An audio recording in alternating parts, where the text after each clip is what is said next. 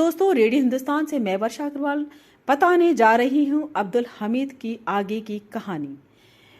जैसा कि पार्ट 1 में मैंने बताया था बहादुर शाह जफर जी के बारे में, आगे की कहानी सुनेगा।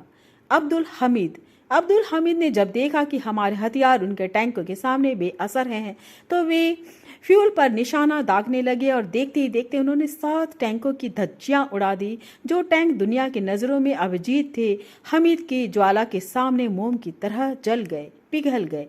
पाकिस्तानी सेना उल्टे पांव भागने लगी। हमीद ने अकेले ही उन्हें दौड़ा दिया, ये जानते हुए भी इसका सीधा असर है मौत। लेकिन हमीद और मौत का खौफ, लेकिन उन्हें तो शायद शहादत की इसी मौसम का इंतजार था।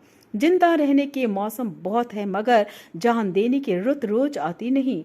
हुस्न और इश्क दोनों को रुस्वा करे वो जवानी जो खून से नहाती नहीं। तो अब्दुल हमीद शहीद हो गए, इस देश की दिवाली और ईद हो गए। आगे सुनाने जा रही हूँ दोस्तों कारगिल की कहानी। कारगिल का जंग जो हमने सुना है, कितने नौजवानों ने महबूबों की उंगलियों में सगाई की रिंग पहनाई और जाते जाते कह गए थे कि लौट के जयमाला पहनाएंगे। पर एक बार वो जो टाइगर हिल पर चढ़े तो जीत के गले में जयमाला डालने के लिए मौत से ही उन्होंने सगाई कर ली। उन्हीं जियालों में एक नाम था कैप्टन विक्रम बत्रा।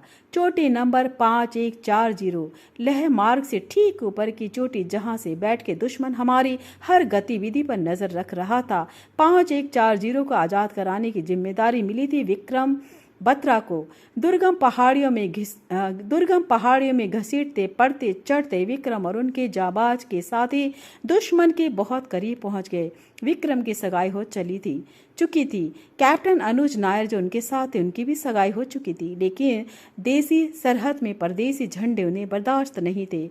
दोनों ने अपने साथियों के साथ जय घोष करते हुए दुश्मन को सामने से वार किया। दुश्मन का खेमा तहस नहस हो गया और सारे के सारे पाकिस्तानियों को मार डालने के बाद रात को 3:30 बजे कंट्रोल रूम के रेडियो पर कैप्टन विक्रम बत्रा के 4 शब्द गूंज उठे, ये दिल मांगे मोर। अखबारों में विक्रम की बड़ी बड़ी तस्वीरें छपी, उनके बहादुरी के किस्से घर घर गूंज गए। लेकिन विक्रम को इतने से आराम कहाँ, अभी कितनी चोटियां दुश्मन के कब्जे में थी। विक्रम जानते थे कि चैन से सोने का ये वक्त नहीं। तलवारें सोती जहां मयानों में, किस्मतें सड़ती है वहां तहखानों में। जब तक प्रसन्न हैं सब हंसते हैं, जहां उदासी वहीं सब फंसते हैं। विक्रम निकल पड़े एक और जंग फतह करने। चोटी नंबर 4875 बेहद सक्रिय और मुश्किल चोटी, जहां दुश्मन बड़े आराम से घात लगाकर हम पर हमला कर रहा था। विक्रम ने वहां की कमांड खुद आगे बढ़कर मांग ली। उन्होंने एक सेक्टर जीता था, वो चाहते तो रुक सकते थे, लेकिन उन्होंने दूसरी जंग के लिए भी दस्तक दी और कमर कस के चढ़ गए। 4875 पे दुश्मन के टुकड़े के आमने सामने लड़ाई शुरू हो गई। दुश्मन का लोहा विक्रम के बदन में धंसता रहा और वो गोलियों से छलनी होते रहे, लेकिन रुके नहीं। विक्रम रेंग कर दुश्मन के बंकर तक पहुंच गए और भारत माता की जय बोलकर ग्रेनेड फोड़ दिया। सारे के सारे दुश्मन मारे गए।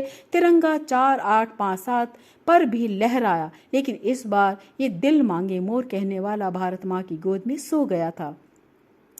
कैप्टन विक्रम बत्रा की शहादत पे एक तरफ हिंदुस्तान की आंखें भीग गई थी और दूसरी तरफ खेत में खड़े किसान से लेकर सीमा पर खड़े जवान हर किसी के बाजू फड़क उठे थे। बच्चा बच्चा ये जबान बोलने लगा था, ये दिल मांगे मोर।